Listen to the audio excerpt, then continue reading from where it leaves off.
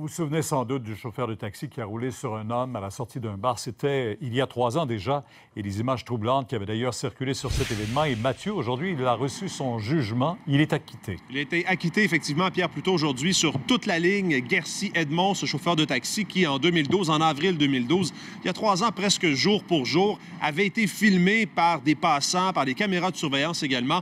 On le voyait rouler sur un de ses clients, Benoît Capelli. Il avait été blessé au menton, à la vessie, aux côtes également, après l'incident. Ça se passait à la fermeture des bars. Je vous rappelle le fil des événements dans cette affaire-là. Les 3 jeunes hommes, dont Benoît Capelli, la victime, avaient monté à l'intérieur du taxi de Guercy-Edmond. S'était plaint que son compteur, son taximètre n'avait pas été remis à zéro. S'en était suivi échange verbal, bagarre sur le trottoir, puis finalement, cette altercation avec ce rassemblement de personnes autour de sa voiture taxi. Au moment où quelqu'un d'autre sautait sur sa toiture, il roulait sur et renversait le jeune homme en question, disait ne jamais avoir eu connaissance à ce moment-là qu'il avait passé sur quelqu'un tant il était terrifié, craignait donc qu'on ne l'attaque. Il avait été accusé de voie de fait, d'agression armée et de conduite dangereuse. Il a donc été acquitté. Le tribunal a plutôt cru à la légitime défense. Quelqu'un donc qui sentait sa sécurité en danger et qui a agi de la sorte pour se sortir d'un pétrin.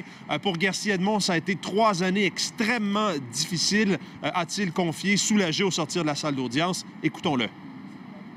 C'est un boom. C'est un boom dans mon esprit.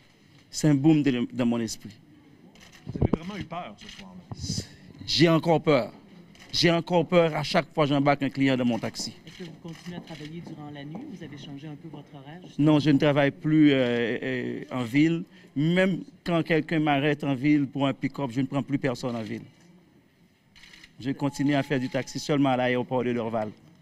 Alors, vous voyez que ça a changé sa façon de travailler. Benoît Capelli ne vit plus ici. Il avait d'ailleurs témoigné. C'est un résident français. Alors, Guercy-Edmond, soulagé au terme de cette aventure judiciaire qui aura duré 3 ans. Voilà. Merci.